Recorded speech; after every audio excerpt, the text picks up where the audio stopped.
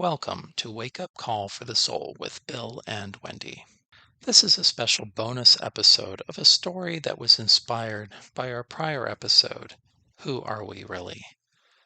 And so this is a short story that I'll read, and then I'll offer a moment to pause in case you want to ponder the story yourself, or you can continue on with what I like to call the secrets of the story, which are my ideas about what is going on within this story as it relates to us and our spiritual journey.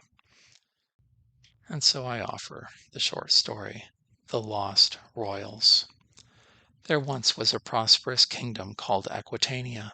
It was ruled by the good King Magnus and his kind Queen Elena. Both rulers cared deeply for their subjects and treated them with generosity and fairness. When the queen became pregnant, the people celebrated in great hope that the beloved royal lineage would continue for many generations to come. Queen Elena gave birth to twins, Prince Pyrrhus and Princess Phosphora, and all the people rejoiced. Shortly after the children were born, the wicked King Dragu attacked Aquitania with the full force of his army. He even called upon the powers of darkness to support his evil intentions. While the Aquitanian army was dispatched to meet the attacking force, a group of bandits took advantage of the situation and kidnapped the prince and princess during a raid on the lightly defended royal residence. When the bandits had returned to their lair with the twins, they sent a message to King Dragu offering the royal children for a high price. Dragu refused to pay what they were asking. The leader of the thieves, Aplis, decided to switch tactics and seek his high ransom from the infant's parents. But when one of his lieutenants, Kratos, caught wind of the change of plans, he leveraged the other thieves' lust for even greater wealth and power into a successful mutiny. Kratos had a deep hunger, not just for wealth, but for power.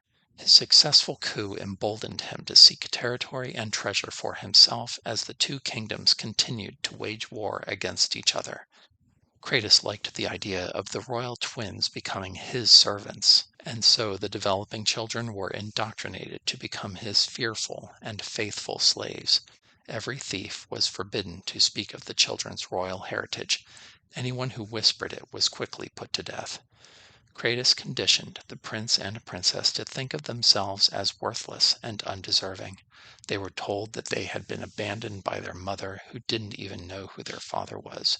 They were told that Kratos, in his great pity for them, accepted them as his adopted children. The children waited upon Kratos as if he were royalty. The siblings wore rags and were constantly harassed and degraded so that they wouldn't consider themselves to be more than disgusting scum. From the very moment of the twins' kidnapping, the king, queen, court, and everyone throughout Aquitania who could be spared from the war effort searched far and wide for the royal heirs. The royal couple offered a reward equal to the value of their kingdom to anyone who could lead them to their precious children. Everywhere the searchers went, messages of the reward and of the royal couple's great and undying love for their children were broadcast using every possible means. Over the years, the story of the king and queen who desperately searched for their lost children spread through every nation. The story even found its way into the damp air of the thieves' underground lair. The twins, who were now teenagers, found a faint hope in hearing the story. That glimmer led them to work out a plan to escape together before the beginning of another horrible day of thankless servitude. When the moment came, the twins escaped without detection. They quickly put as much distance between themselves and their master as they could. After making the long and dangerous trek to Aquitania, the youths were finally reunited with their parents. All the people of Aquitania rejoiced greatly that the lost heirs had returned home. The facts of the children's upbringing by bandits, their ages and appearance, convinced King Magnus and Queen Elena that the adolescents were indeed their beloved children. The prince and princess, who eventually became the beloved rulers of Aquitania with the passing of their parents, went to their graves refusing to believe that they were actually related to the king and queen through royal blood.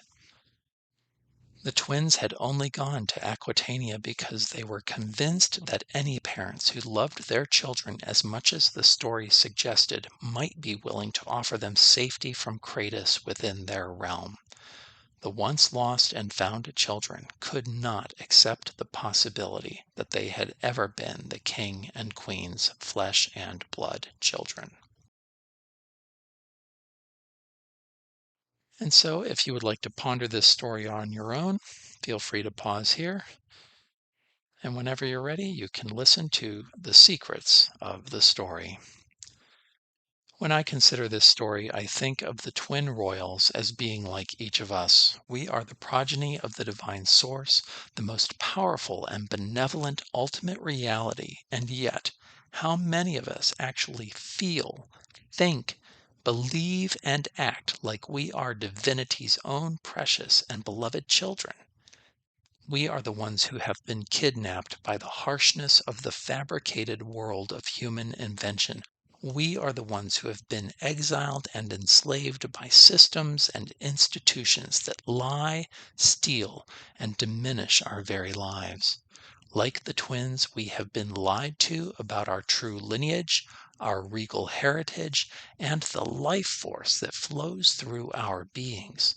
Like the stolen twins, we have been separated from the truth of who we are, and we have come to accept and believe the lies we've been told. Even when we hear stories of our divine origins, even when we are told how much we are loved and cherished by the one from whom we come, we refuse to accept the truth. Instead, we choose to accept the lie that we are unloved and abandoned. We feel that we deserve the rags we wear and the scraps falling from our master's table. Like the royal twins, we take frequent beatings by those who claim authority over us as they tell us lies. We continue to believe that we deserve our chains and burdens. We refuse to embody the power of love and truth that is our divinely ordained birthright. It's time for us to believe the unbelievable tales of who we really are, where we actually come from, and what we're truly capable of.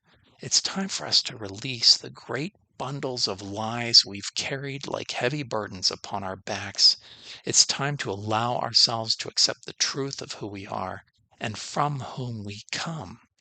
It's well past time to accept the mantle of freedom, power, and responsibility we have inherited to make a meaningful difference in this world.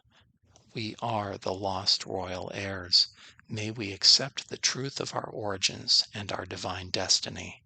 And, like the royal children of the story, even if we refuse to accept our true identity, may we at least do our best to play our part well. Thank you so much for listening to Wake Up Call for the Soul with Bill and Wendy. We hope you'll join us next time.